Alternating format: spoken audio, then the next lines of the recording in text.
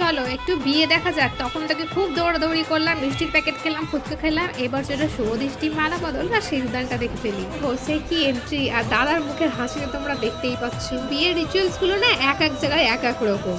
আর দেখো দাদার সাথে খুশি, তার সাথে বৌদিও খুশি, কারণ এত হাসছিল ওরা দুজনে আর গল্প করছিল। পরে সেটা আমি পরে খবর, আরে সেই মোমেন্টটা যেটা দেখার জন্য সবাই বসে থাকে, শুভ দৃষ্টি। আর আমি তো পুরো দেখে অবাক, সামনে থেকে বিয়ে দেখছিলাম। আসলে বিয়ের লগ্নটা খুব সকাল সকাল ছিল, তাই খাওয়া দাওয়া না করার আগেই বিয়ে শুরু হয়ে গেছে। ভাবলাম চলো আর বেশি দেরি করা যাবে না, নিরামিষের জন্য আলাদা ব্যবস্থা আছে। তো সেইখানে গেলাম, আর সেখানে ছিল এঁচোড়ের সবজি। আর জাস্ট এইটুকুটা খেয়েছিলাম, তাতেই যে আমার কি শরীর খারাপ সেটা আর বলে বোঝাতে পারবো না। সেটা টের পেয়েছি আমি বিয়ের পরের দিন। খাওয়া দাওয়া করে আবার চলে আসি বিয়ে দেখতে। ততক্ষণে দেখছি সিঁদুরদানের জন্য রেডি হয়ে যাচ্ছে। কত মেয়ের যে স্বপ্ন থাকে এরকম ভাবে একটা সিঁদুরদানের পর একটা ফটোতে পোজ দেবো, মানে কি বলবো। এখন তো মানে ফটো তোলার জন্যই, আরো কিছু করুক না করুক আগে ফটোটা যেন হয়। ভাবছি কি মিষ্টি লাগছে, পরের পাটে শেয়ার করছি। রাধে রাধে।